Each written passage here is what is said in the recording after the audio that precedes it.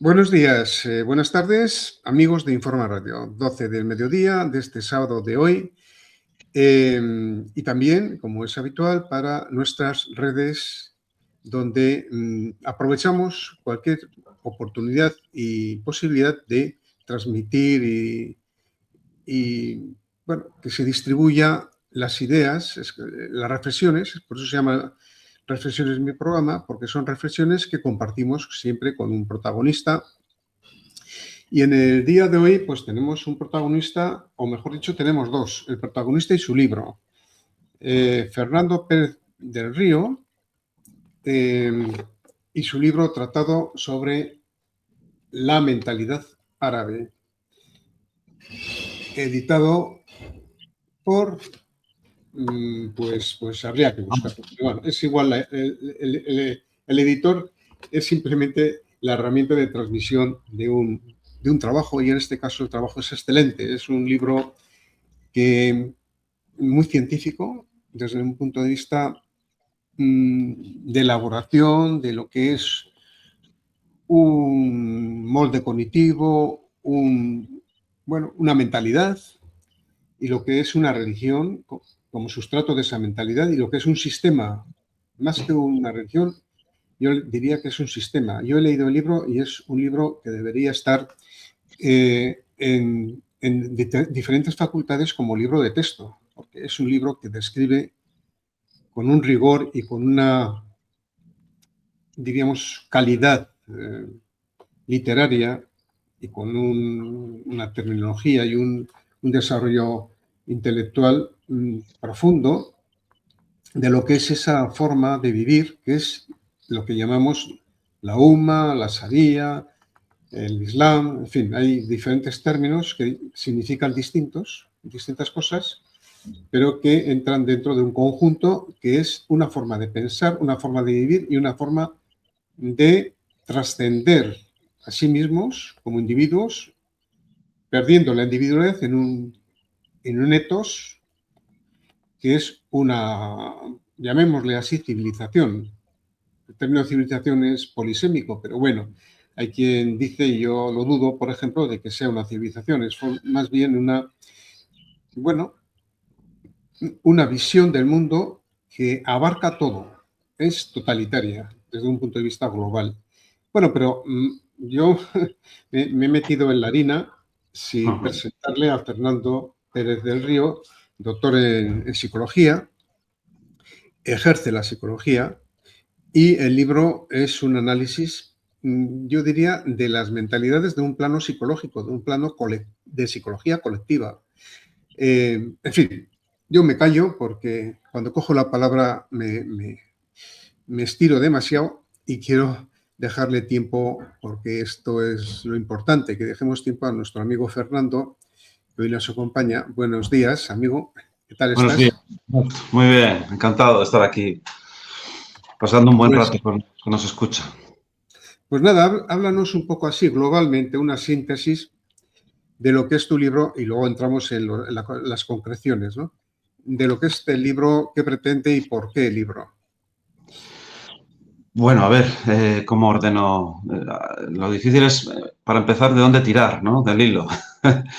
Yo creo que escribí este libro porque hace muchos años, primero, yo lo quería entender, el Islam, pero entender no desde, porque todos los libros o son de religión o son de historia, pero ninguno explicaba estas cosas, o sea, por qué entran con la derecha, por qué no tienen perros, por qué hay que lavarse 7 veces y tal, por qué se usa la derecha, la mano derecha.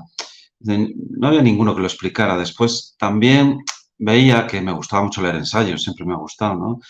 Que los ensayos que se escriben sobre el Islam, primero, son de musulmanes que viven en Europa, pues algunos muy rebotados, ¿no?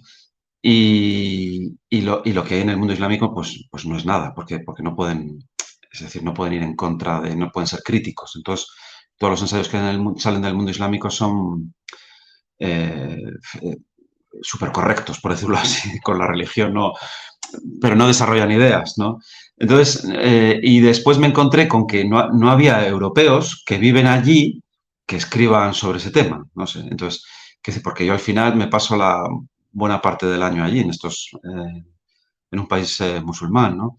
Entonces, nadie lo explicaba como desde dentro, no sé cómo, no había ningún libro así, ¿no? Eso me llevó un poco a escribirlo. No solamente porque después los arabistas españoles, aparte que estudian árabe clásico, que eso es un problema, porque a veces no entienden lo que dice la gente de los países por no estudiar el dialecto, pues se dedican a los textos clásicos, pero tampoco explican otras cuestiones. Porque este libro al final tiene mucho de etnografía, ¿no? Porque yo tengo este sesgo, que lo reconozco, que al final soy sanitario, soy psicólogo, ¿no? Y me dedico pues, todo el día a escuchar a la gente y a preguntar, ¿no? Claro, esto lo hago allí. Entonces hablo con mucha gente allí, ¿no? Y de escuchar a mucha gente, pues te conformas una idea de lo que ocurre, de lo que piensan, de lo que sienten y cómo sienten las cosas, ¿no? Que esto es lo que me ha llevado realmente a escribirlo, porque las diferencias a veces son abismales de lo que nosotros pensamos que creen y lo que ellos creen, ¿no? Y este ha sido el motivo fundamental. Vas poco a poco desarrollando estas ideas, pero sobre todo escuchar a mucha gente, pero de allí, vivirlo allí, ¿no? Eh, y esta ha sido la razón fundamental, Ernesto. Yo después de leer tu libro tengo una doble sensación. Bueno, para empezar, a mí me ha metido en la filosofía, la cosmovisión que tiene el mundo árabe, el mundo musulmán. Pero lo digo con todo respeto, porque yo comparo nuestras sociedades actuales,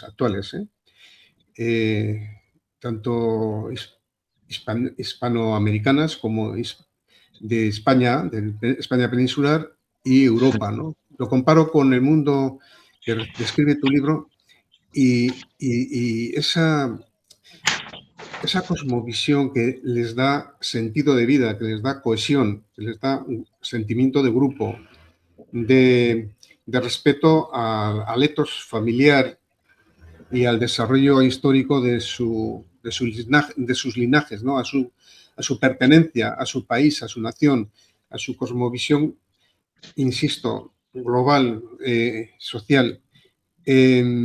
Aunque sea totalitaria, aunque tenga un cierto sesgo totalitario, hombre, les da cuerpo espiritual, les da capacidad de entender sesgadamente, pero entender lo que es el mundo bajo su perspectiva y les da sobre todo solidaridad interna, cosa que no tenemos aquí en España en concreto. Bueno, yo veo que nos hemos fragmentado, dividido y estamos como pollos sin cabeza. Entonces, sinceramente, a mí me dan un poco de envidia.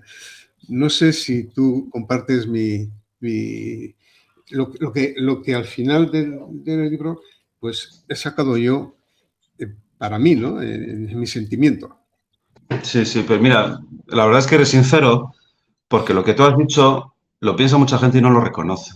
O sea, porque yo creo que nosotros, a ver, nosotros en nuestra civilización hispánica hemos perdido bastantes, o por no decir muchas cosas que teníamos, ¿no?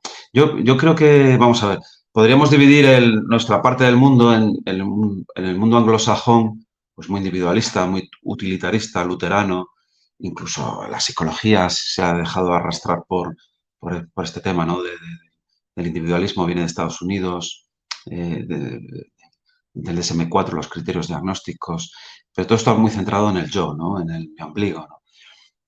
Nosotros como cultura, la hispanidad, los países hispánicos, eh, éramos una tradición distinta, o sea, porque cultivábamos el vínculo, la familia.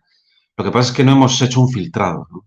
Al otro extremo, por un lado estaría el individuo anglosajón, el modelo relacional hispánico, que incluso la Santísima Trinidad de la religión católica tiene que ver con eso, ojo, ¿eh?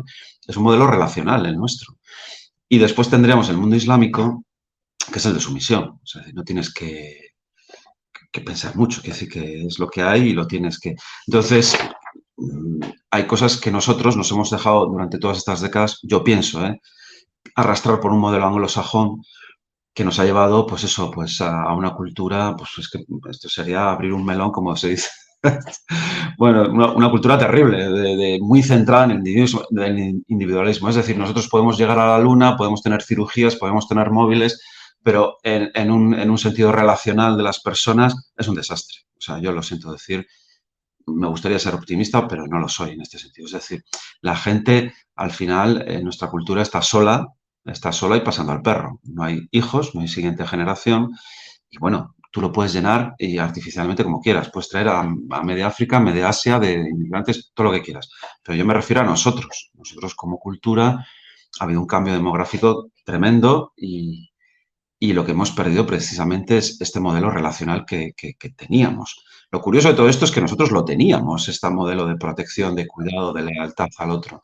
Yo te puedo poner un ejemplo ahora mismo de todo lo que veo en la consulta todas las semanas.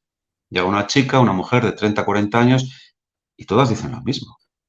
Es que se te pone la piel de gallina, todas dicen lo mismo.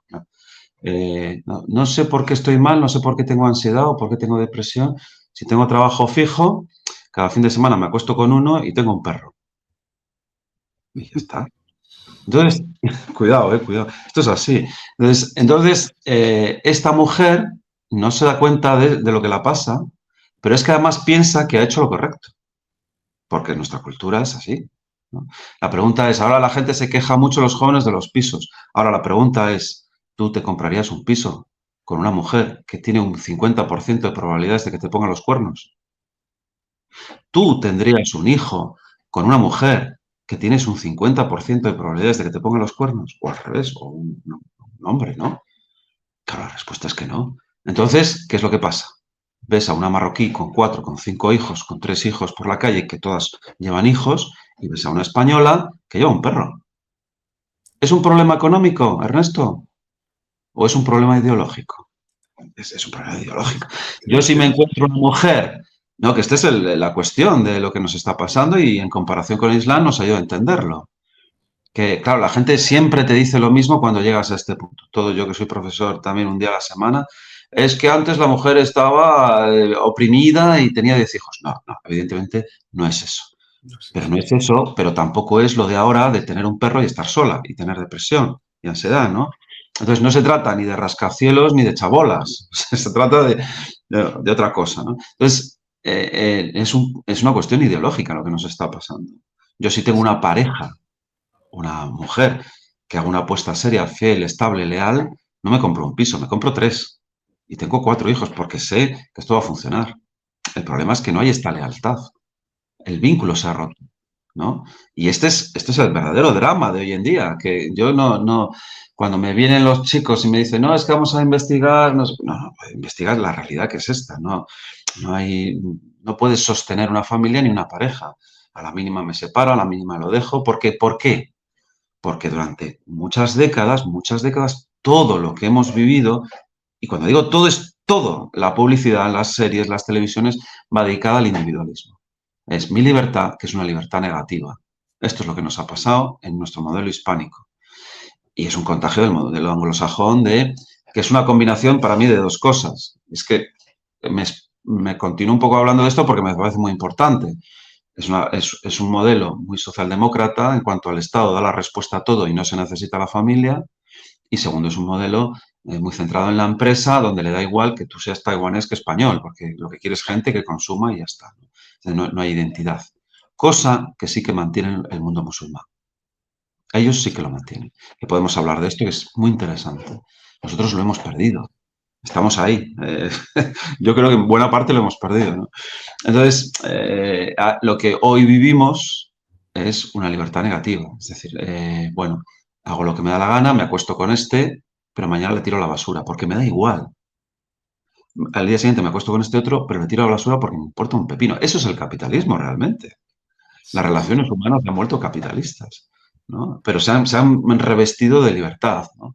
Es una libertad negativa, totalmente negativa, donde la gente, insisto, al final, fíjate, es curioso porque se ha hablado mucho de la salud mental estas décadas. No, la salud mental, porque es muy importante. Y este tema nunca se ha hablado, pero para mí es el más importante. Que no es la vivienda, que no es el trabajo, que es esto. Porque la gente está sola, porque no crea vínculos, porque son relaciones si me permites, de mierda. Podemos decir tacos, ¿no? Es que no hay, mira, tú lo habrás vivido, en nuestras antiguas, es como la serie de Cuéntame. Claro, la gente lo explica muy bien. Esto hasta hace tus padres o incluso, a lo mejor tú lo has vivido, estas familias que vivían 3 generaciones en la misma casa. Sí, Claro, sí. vale. Habría problemas, seguro. La familia es un sistema desigual. Es que no va a ser igual nunca. Y está bien que sea desigual. Pero tenían ventajas monumentales las familias. Y es que si te llevas mal con tu padre, te llevas bien con tu tío. Y si la referencia no es tu madre, pues es tu hermana. Entonces, las referencias simbólicas, el colchón económico, era un sostén tremendo la familia, ¿no? Ahora son hijos de mujeres solas, ¿no? Bueno, cuando hay disturbios en diferentes puntos de Europa, de adolescentes que roban, que rompen tiendas, por cierto, de zapatillas bien caras, que son curiosamente, el vandalismo es para robar zapatillas, Nike. Muchos son de madres solteras, que esto no lo dicen. Sí. El porcentaje de esto, yo doy clases de psicología social, estoy en la área de psicología social también, ¿no? El porcentaje de chicos detenidos son de madres solteras, ¿no? Ausencia de un padre, ¿no? Todo esto yo creo que es la deriva que ha tomado Europa, que yo creo que mucha gente la ha comentado, pero que el Islam, por su forma de actuar, después lo hablamos, ha sido refractaria a todo esto. Para bien y para mal. No sé. Y que por eso también las izquierdas están muy unidas al mundo islámico, ¿no? Porque han sido refractarias al mundo anglosajón y a Estados Unidos, ¿no? Que es muy curioso, ¿no? Esta unión antinatural que tienen. Pero... Bueno, Ernesto, no sé si es que ha abierto... Sí, no, es muy interesante, es muy interesante. Y yo además, yo soy doctor en pedagogía, bueno, filosofía y ciencia de la educación, que es lo mismo. Bueno, no es lo mismo, pero para que nos entendamos. Y yo lo he comprobado todo esto que comentas de los efectos sobre la infancia, de este síndrome de falta de cohesión familiar, ¿no? De falta de valores, de falta de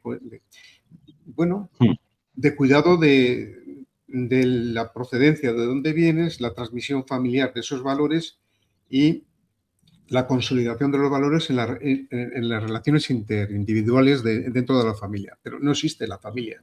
Entonces, eso produce unos problemas a nivel escolar monumentales. Pero bueno, eso es otro tema. Pero lo cierto es que yo observo, ¿no? En Vitoria, donde yo vivo, bueno, ahora no estoy allí, pero Vitoria, donde yo vivo, tiene muchísimo musulmán donde se forman guetos, ¿no? Ellos no comparten con la sociedad que les acoge ningún tipo de relación o de lo que puede ser compartir sentimientos, emociones, relaciones de tipo interindividual, etcétera, ¿no? Entonces se aíslan, ¿no? Por otra parte, la sociedad acogida tampoco les acepta. Vamos a ser realistas. ¿Por qué? Porque se aíslan ellos. Bueno, pero yo observo a las mujeres, ¿no? Van con sus niños, sus carritos, tal, normalmente en parejas, con otra mujer que también lleva a sus hijos.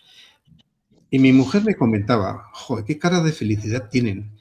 No están preocupadas, no están tensas. Sin embargo, nosotras, las de aquí, las aborígenes, por decirlo de alguna manera, estamos todas con una fisonomía de esa, como que estamos en la ansiedad permanente, en tensión.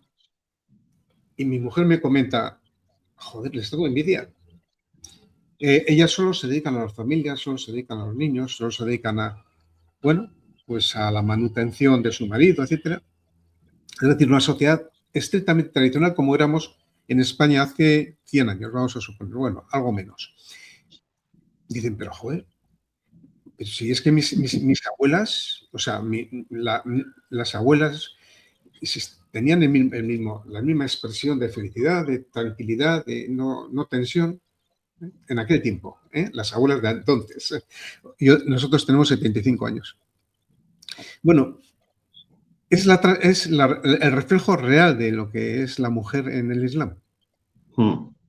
Mira, buah, el problema es que te contestaría tantas cosas y te contaría tantas historias. Mira, has tocado un tema precioso, es un tema precioso, de verdad, porque es cierto lo que dices. Es decir, ¿cómo es posible? Mira, hay algo que en Occidente no sabemos y es que la mujer musulmana, por derecho, cuando se casa con un hombre, el hombre tiene la obligación de pagarla todo. Esto las feministas de aquí no lo dirán nunca, pero bueno, es decir, esto que yo lo he revisado, creo que casi todos los países.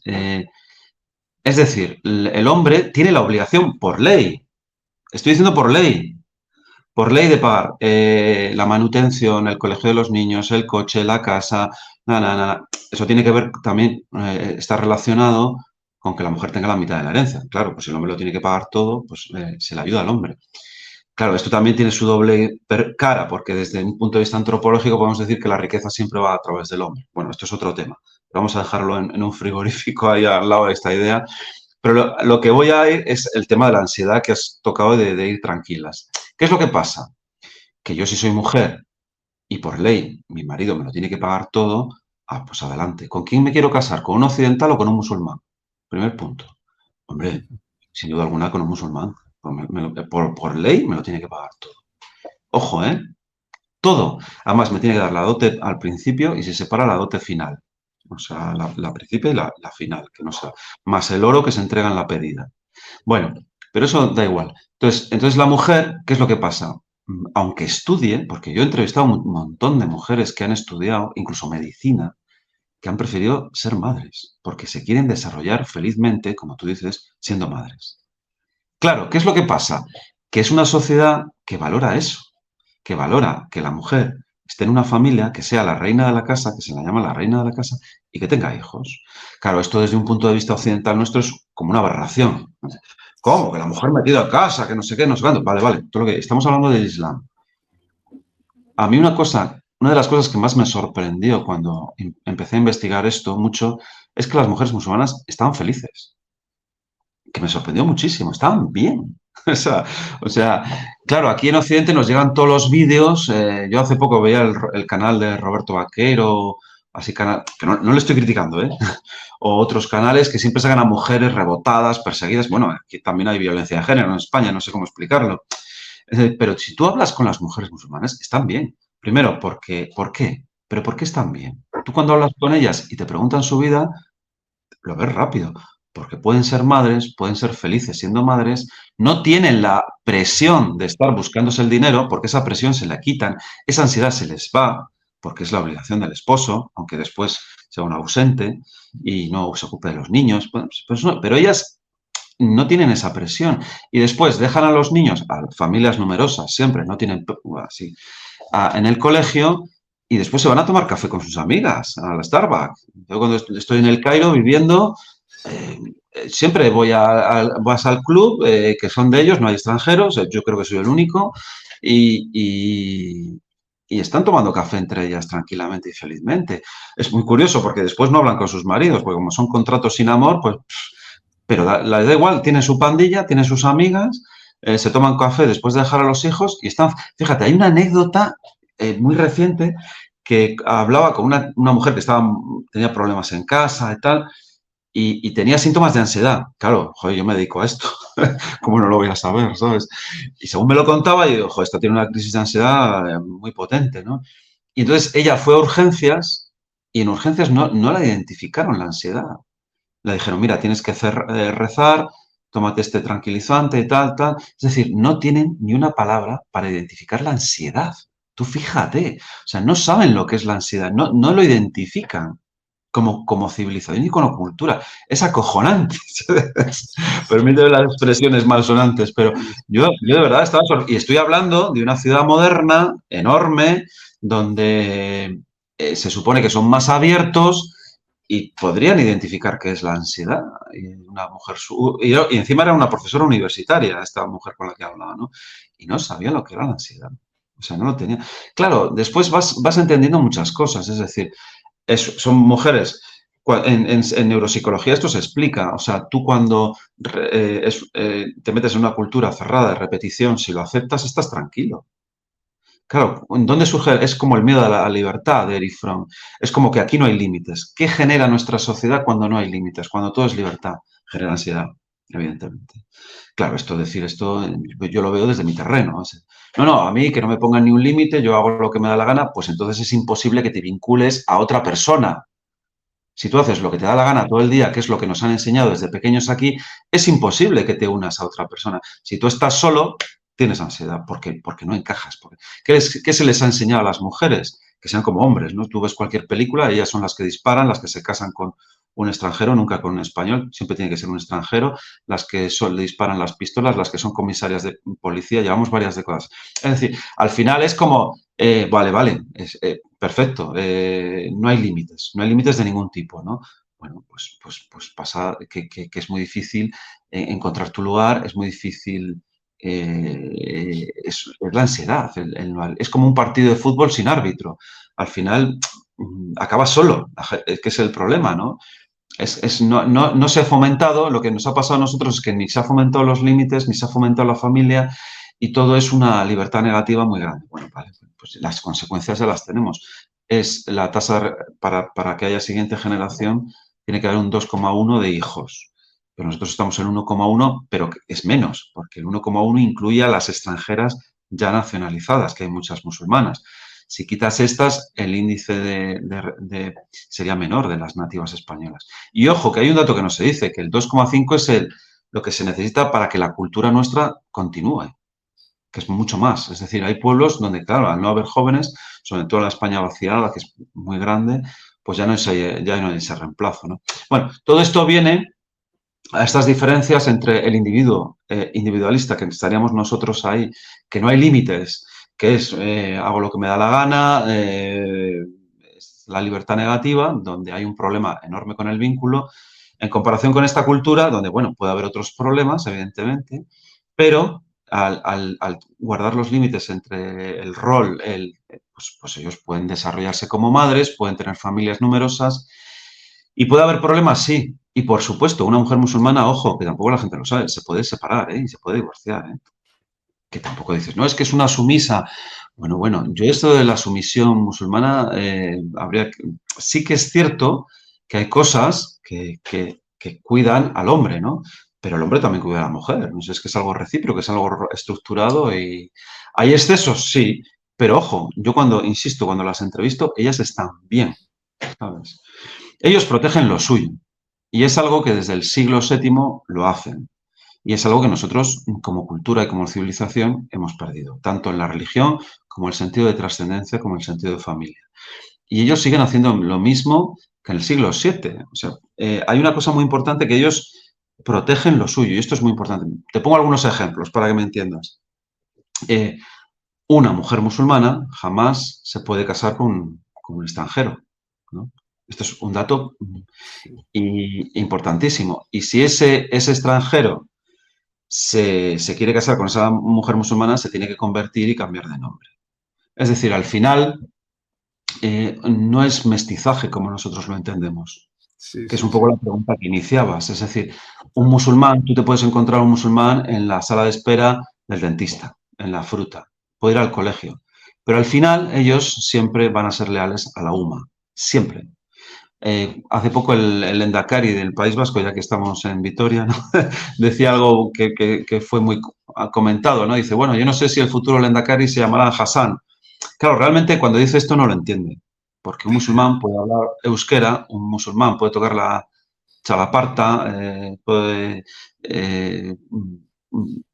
todo lo que quieras, puede estar integradísimo, pero su lealtad siempre será la UMA, siempre. No, No, no Euskadi, precisamente. Sí, claro, es que esto no lo entiende la gente. Es sí, como sí. que el 93% de los marroquíes estaría dispuesto a morir por su país, ¿no? Vale. Esto es un dato perfecto, ¿no? Vale, el 93% de los musulmanes marroquíes estaría dispuesto. Entonces, nosotros, por nuestra tradición, ya no lo entendemos así, porque entendemos que el que nace en España es español, ¿no? Mm. ¿Qué es lo que ocurre? Nosotros como Occidente, como España, hemos llegado a pensar, que esto lo cree todo el mundo, que si mis huesos, mi carne, mi pelo nace aquí en España, soy español.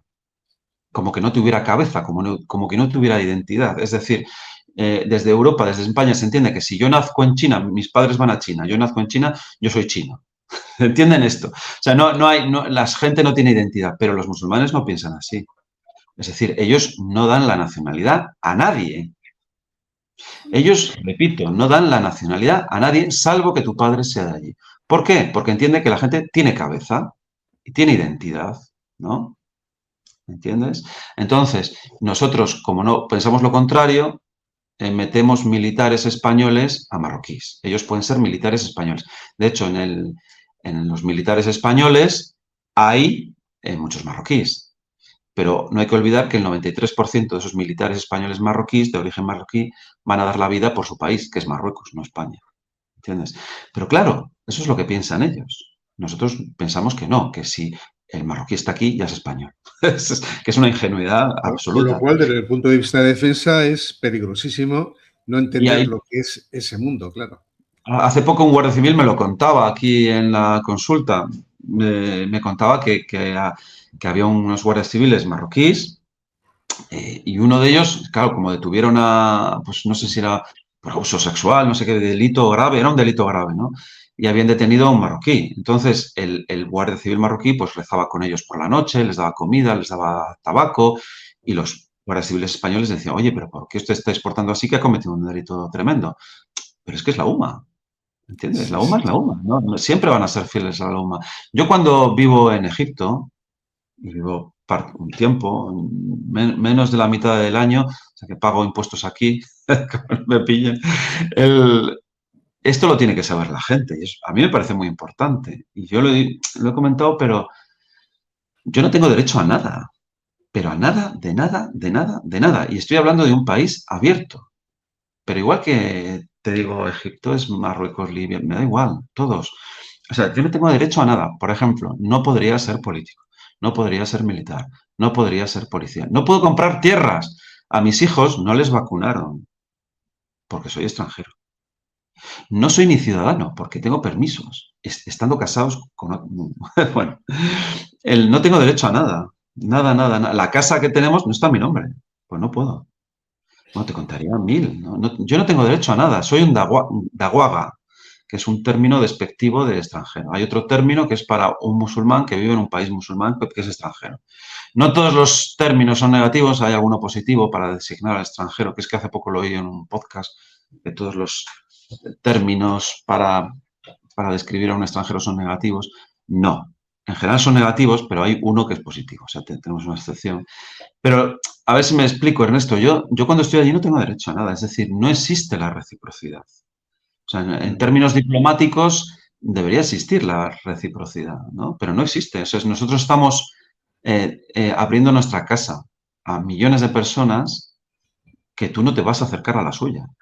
Es decir, ellos se pueden casar con nuestras hijas, con amigos de nuestras mujeres, entrar a nuestros frigoríficos, pero tú no te puedes ni acercar a lo suyo, ¿sabes? De hecho, cuando hay gente un poco mal educada en los WhatsApps, en los grupos de Telegram, siempre dice esto, os vamos a quitar a vuestras mujeres, porque tú a las suyas no te acercas, ¿no? En términos reproductivos, antropológicos, tienen una ventaja enorme sobre nosotros, ¿no? claro, claro, claro. Estoy hablando desde la antropología, ¿no?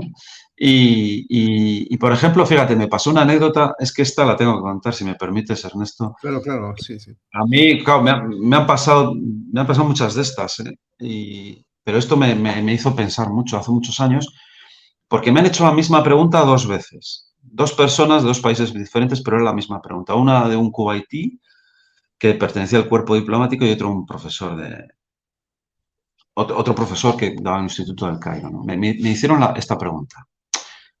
A ver qué contestarías tú, Ernesto.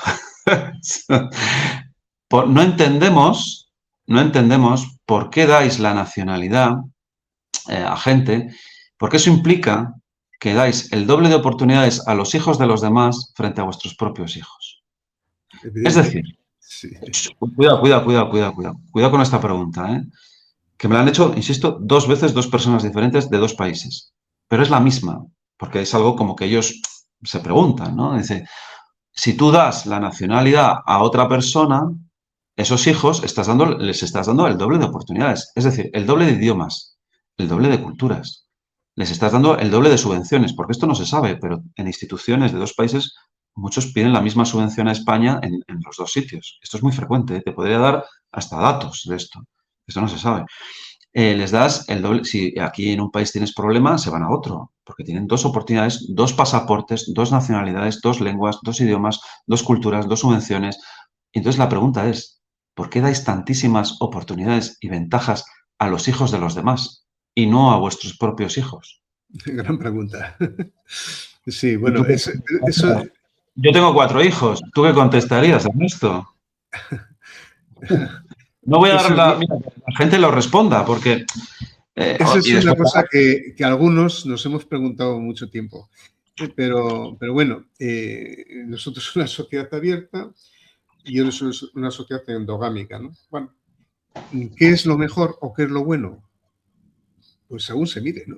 Eso es una cuestión muy relativa. Yo la verdad es que aquí no hago una valoración absoluta. ¿Ellos cómo nos ven a nosotros?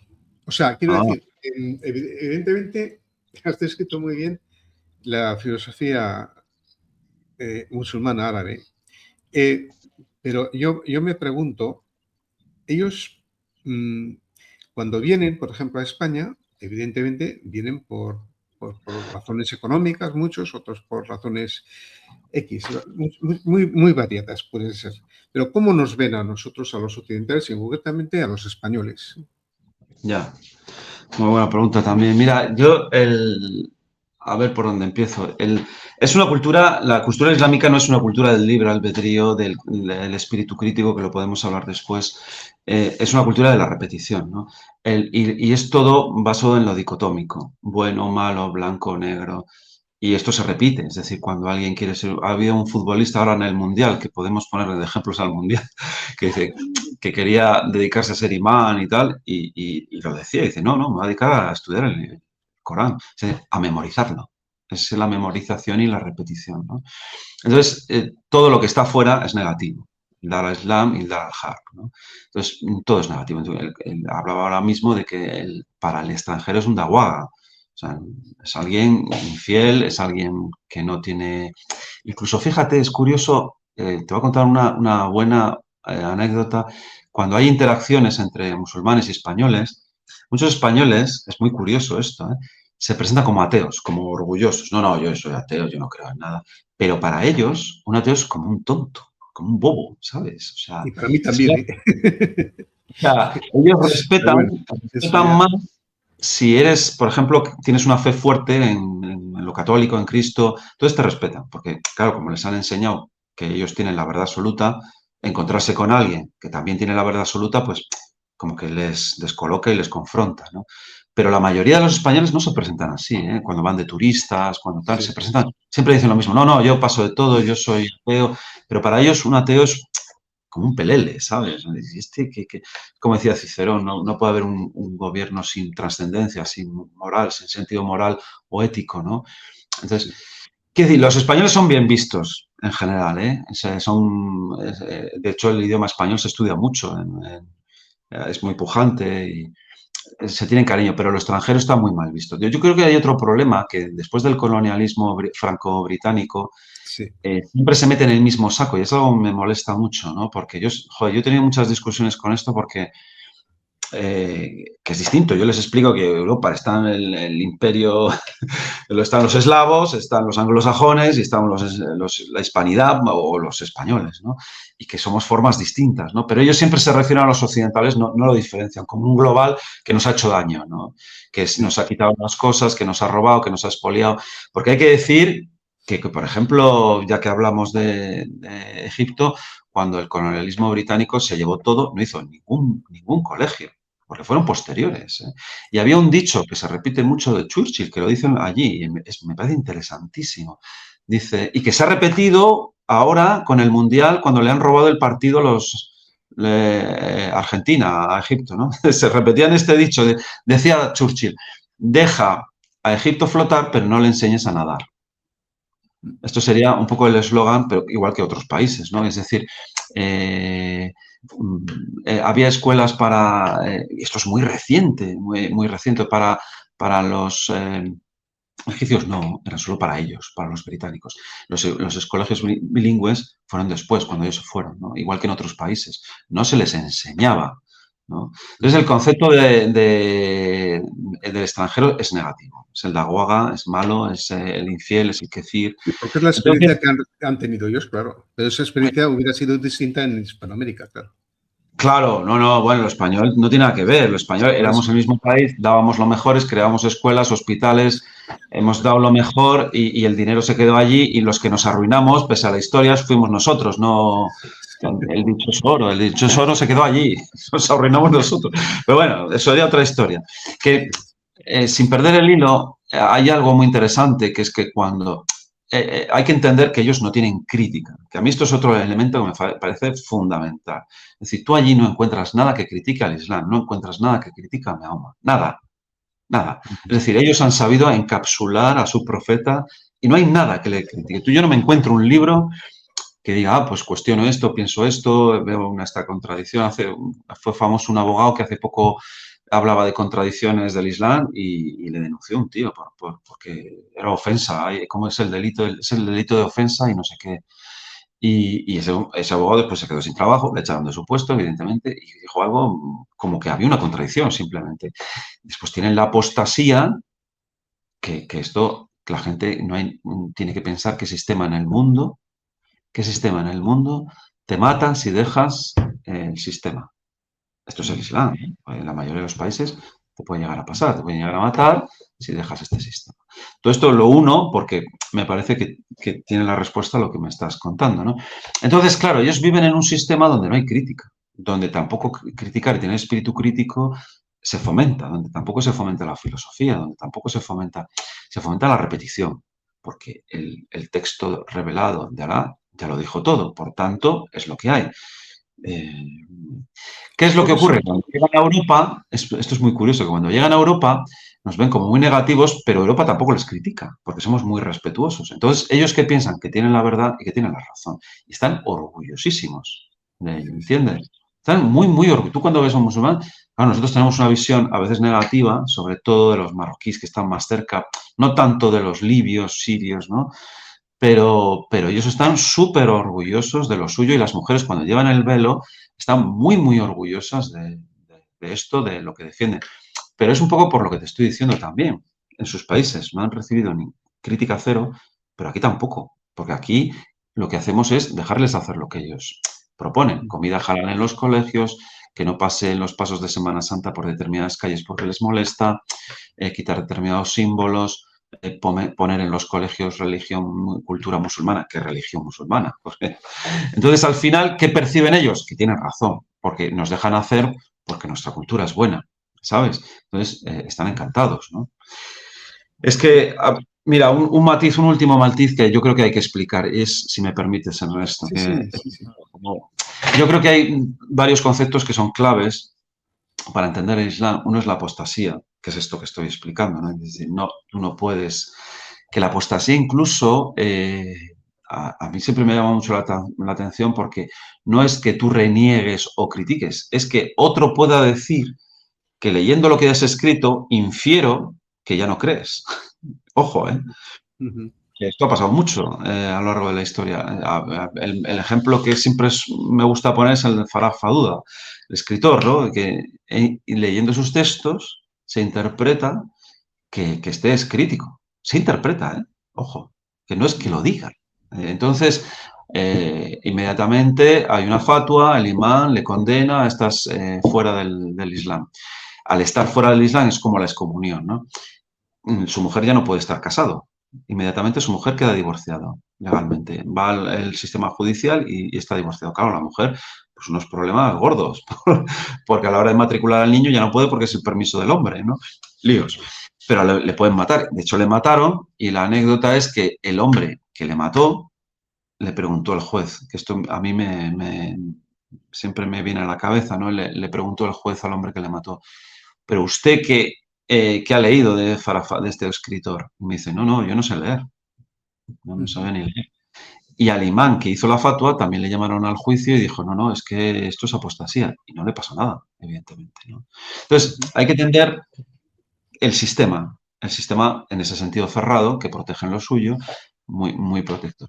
Y a eso se suma que a lo largo de la historia, y esto sí que me parece muy importante, su manera de pensar es diferente a la nuestra, muy diferente a la nuestra.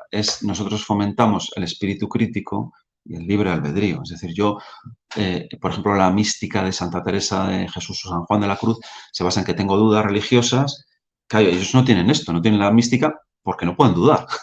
La duda lleva al infierno. ¿Cómo era la frase en árabe? Es una frase muy, muy dicha, ¿no? Entonces, ¿qué es lo que ocurre? Ellos no tienen esta mística. A veces dicen que son los berbiches estos que dan vueltas, pero es distinto, no es lo mismo, ¿eh? Porque no pueden dudar. Entonces, al origen, cuando el Islam está en los primeros siglos, sí que había este pensamiento más parecido al nuestro de libre albedrío, racionalismo, pensar, darle vueltas, razonar para llegar a Dios, ¿no? O desde la estética llegar a Dios, que son los mutazilíes y todo esto, ¿no? Que están apoyados por las abasíes, que después huyen muchos a Persia, ¿no? Pero poco a poco va ganando, en un par de siglos, que coincide con los siglos de oro, ¿no? Van ganando los rigoristas, los literalistas. Es decir, el Corán es todo, tiene todas las respuestas y tú no tienes que plantearte nada. No es necesaria la ética, la moral, y esto es clave para entender el Islam. A mí me parece fundamental. Curiosamente, cuando se habla del siglo de oro del Islam, esto es un apunte, casi la mayoría son persas. Es que esto no se suele decir, pero son persas, ¿eh? Es decir, es como que decimos el siglo de oro de las luces de la literatura en el cristianismo, pero no, fue el siglo de oro de la literatura española.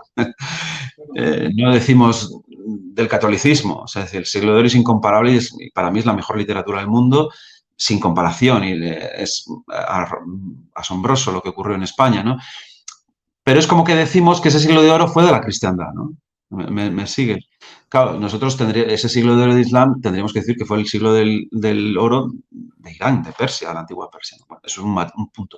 Y es muy curioso, me acuerdo de esto, porque esos mutazilíes, esos que usaban el racionalismo, el pensar, el espíritu crítico, incluso llegaron a decir algunos que el Corán no era inspirado por Alá, sino que estaba escrito, etcétera, etcétera.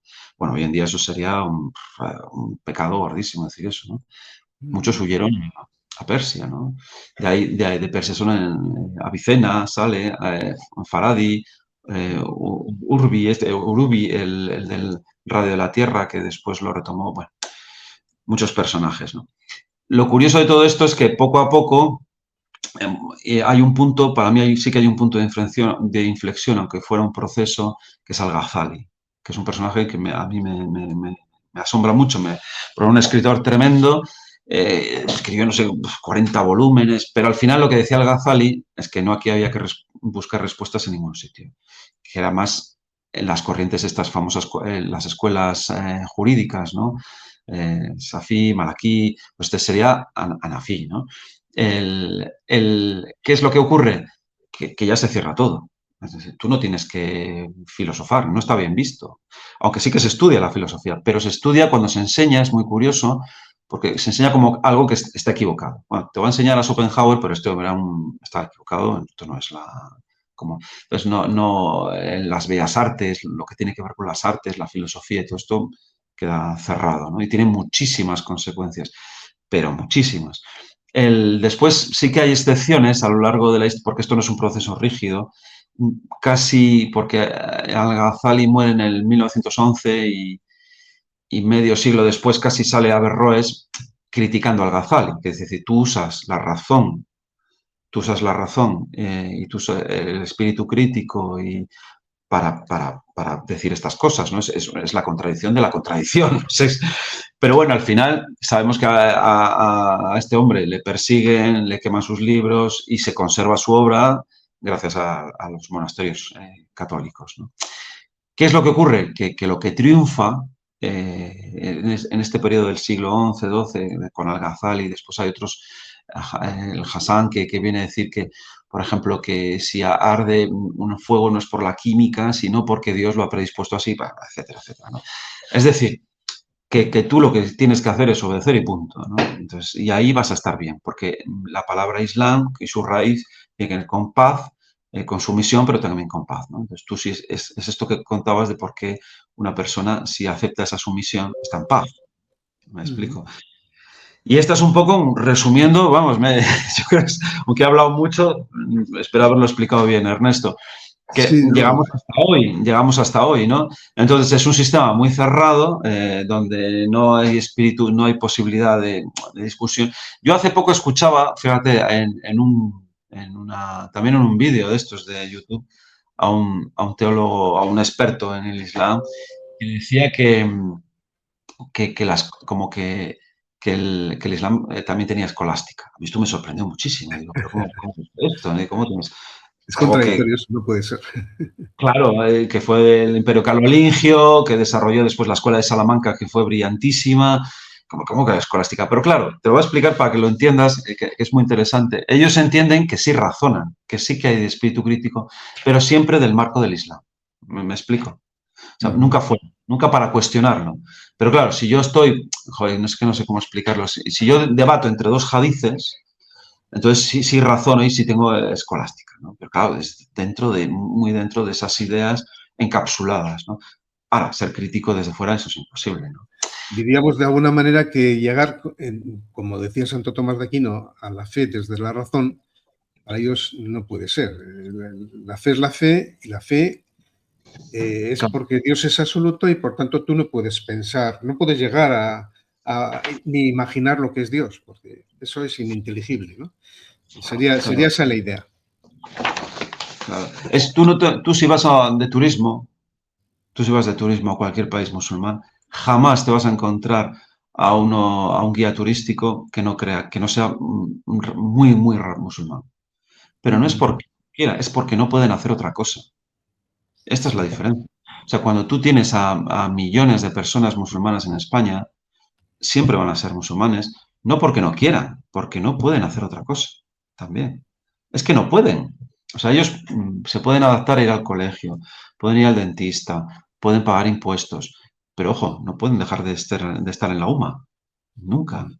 O sea, su lealtad siempre va a estar ahí.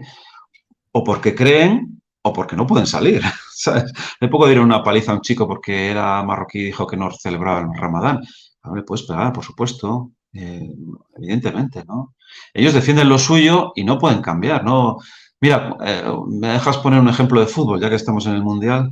Sí, Lo que pasa sí, es que esto sí. cuando vea dentro de 2 años alguien dirá, a Egipto le han robado el partido, yo lo pienso con Argentina. Esa ha sido me ha parecido un robo a mí, pero bueno. Y eso que soy neutral, y ellos, pues, con mucho sentido de la justicia, esto es injusto, esto es una vergüenza, esto es un escándalo, pero nadie dice que en la selección egipcia nunca ha habido ningún copto, nunca. Eso no lo dice Ujú. nadie, te lo digo yo. Que bueno, Ujú. yo que sepa, Copto, para que no lo entienda, es cristiano, Ah, cristiano sí, sí. de la línea copta, sí, sí. Si Egipto tiene 105 millones de habitantes y son un 20% más o menos los coptos, andará por ahí, ¿eh? Es decir, que son 20 millones de personas. 20 Ujú. millones de personas, mira que no puede haber futbolista alguno en la historia. ¿Por qué? ¿Pero por qué pasa esto? Porque, claro, a la selección egipcia la traducción sería los que se arrodillan. Cada vez que meten un gol, se arrodillan y señalan a Alá y todo esto. Entonces, son los que se arrodillan. Pero si meten a un copto, ya no pueden ser la religión que se arrodilla. Es decir, 20 millones de personas, ahí están, ¿eh? Pero esto no se habla. Son cosas, bueno, son contradicciones, porque el Islam es muy curioso, porque si la verdad está dicha en el siglo VII, y esto, si has leído el libro, lo cuento muchas veces y lo explico de muchas formas, espero que lo hayas entendido bien, Ernesto. Claro, está encapsulada en el siglo VII, porque no hay una iglesia que lo pueda renovar, no hay una que se Una pueda interpretar. patrística, por decirlo así, una patrística. Efectivamente, no hay una patrística. Sí, Sí que la hay un poco en el mundo chií, ¿eh? Ojo, esto es muy interesante, que son un sí, sí, 15%, sí, ¿no? Que ya sí que hay un pero en el mundo general, suní y jaredí, el mundo suní, que es el grande, no la hay, ¿no? Entonces, ¿qué es lo que pasa? Que cada vez que aumenta el tiempo, pasa el tiempo, se pueden encontrar muchas contradicciones. Pueden llevar teléfonos, pero es una riba. Una riba los inventos son algo pecaminoso en el sentido que te alejan de la religión y te alejan de Alá. Todo el rato están con estos problemas. Es muy, muy frecuente. Entonces, como tienen dudas, tienen muchas dudas. Hace poco contaba la historia de una mujer de una herencia que tuvo que llamar a un imán, a un jeque, perdón, para que le explicara qué tenían que hacer, ¿no? Pues esto es frecuentísimo allí, ¿no? Que tienen que consultar estas cosas porque o hace poco aquí en España unos amigos, una amiga comentaba si se podía comer pulpo, que me hace mucha gracia esto. Porque claro, tiene dientes, se arrastra, joder, hasta que llegó a la conclusión de que se podía comer, pues Sí, sí, pasó una semana, ¿me entiendes? Yo no te preocupes, yo me ocupo, le dije. Digo, bueno, pero ¿qué es que tiene dientes? Si tiene colmillos, si no tiene colmillos, si se arrastra, si no se arrastra, si come suciedad, si no, todo esto es un proceso, ¿no? Entonces, claro, por eso se desarrollan mucho las escuelas jurídicas. Gente que legalmente tiene que adaptar ese siglo VII a nuestros tiempos, que es lo que más se ha desarrollado en el mundo islámico, las escuelas jurídicas. Tal cual, lo único, porque después todo lo demás no. Es decir, porque no hay inventos, está mal visto la filosofar, el darle vueltas. Entonces, todo lo demás se ha quedado un poco atascado, ¿no? Lo que ¿Y la economía? ¿La economía de esos países? igual, es lo mismo. Se ha quedado muy, muy atascado todo lo demás. Joder, yo lamento que se sientan molestos si nos escucha algún musulmán, pero es la verdad. O sea, no es que yo lo diga, es que lo dicen ellos, ¿no?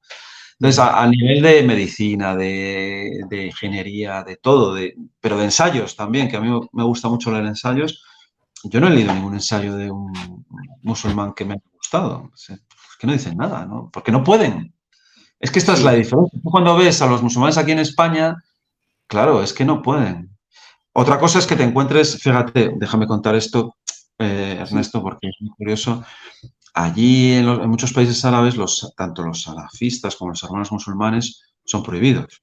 No pueden ser militares, no pueden ser policías, no pueden tener partidos políticos, no pueden predicar, casi se les persigue, van a por ellos. Pero van a por ellos porque, bueno, concretamente en Egipto, ahora no te tendría que decir los países que se han considerado un grupo terrorista, todos estos salafistas, que un salafista no lleva bigote, y lleva barba. ¿Dónde van?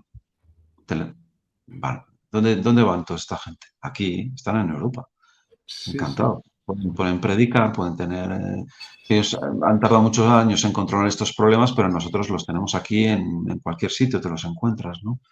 Que es algo muy curioso. Todo este mundo está entroncado con el yihadismo, con la yihad. Claro, pero es que para nosotros, por ejemplo, hoy en día la política es izquierda-derecha, o bueno, ya no. Ahora ya sería gente que defienda su patria, ¿no? O globalistas, nos hemos ido por ahí, ¿no? Pero los debates en el mundo islámico son diferentes. O sea, es religión o no religión. Claro. Es otra cosa. Es que la democracia a ellos les da igual. Es que no les importa. Les importa un pepino. Al De no haber verdad. libre albedrío, no puede Que haber democracia, les claro. da igual. O sea, lo importante es la religión. Siempre el debate es más o menos religión. Y siempre las críticas es que eres poco religioso. Claro, al final tienen que intervenir los militares o Claro. los totalitarismos, porque no es muy difícil.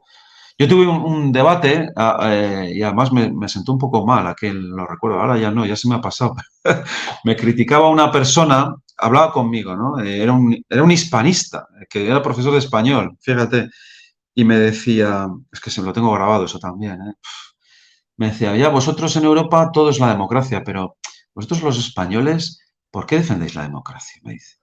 Mira, habéis estado 40 años chantajeados por vascos y catalanes. Es decir, un 6% de la población ha hecho con vosotros los que ha dado la gana. ¿Eso es democracia? Sí, Pero sí. Tiene acaso razón. la mayoría, pero si vuestra democracia es una vergüenza, es una mierda, os habéis estado vendidos a los extremos, a los separatistas, a los que destruyen el país y encima habláis de democracia, ¿dónde está la mayoría?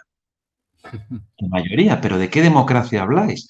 Y vuelvo a decirte, Ernesto, ¿y tú qué contestarías a esta persona? Tiene razón. ¿Qué voy a decir? Digo, pues una democracia de mierda, porque la mayoría nunca hemos podido hacer lo que al final han pactado con gente que nos odia, que nos quiere separar, que nos quiere confrontar. ¿Qué sentido tiene esto? Y esto es lo que me criticaba él, ¿eh? Que me parece muy interesante. Quiero decir que tampoco es gente tonta, que son igual de inteligentes, no tiene que ver con que no tengan dinero, también los Estados Unidos tienen más dinero y tampoco son más inteligentes, ¿no? Es decir, que para ellos lo que quiere decir es que es otra dinámica. Ahora, la dinámica es más o menos religión, siempre tiene que ver con la religión, porque es lo mismo que la cultura, y es todo, es que la religión lo es todo. Si tú entiendes la religión, entiendes todo en el mundo islámico. Y siempre es las luchas de, eres menos, todas las invasiones que tuvimos en los almohades, los almorávides, eran porque los que estaban en la península se habían hecho menos musulmanes, entonces voy a ser más musulmán, ¿no? Entonces, por ejemplo, el Sisi en Egipto es un militar, pero se cuida mucho de no tocar a la religión, ¿eh? O sea, controla a los islamistas, pero si tú vas a una comisaría de policía, siempre hay un Corán, ¿entiendes? Se cuida mucho. Tendríamos que hablar país por país, qué es lo que pasa, ¿no? Hay países que se lo han montado muy bien, para mí Marruecos se lo ha montado muy bien, de esta figura que es como heredero del profeta y que aunque haya manifestaciones y disturbios, nunca critican a Mohamed VI, ¿no? Yo he escuchado conferencias de marroquíes en el extranjero que me han llamado muchísimo la atención. Bueno, si esto pasara en España, la gente se moría de risa.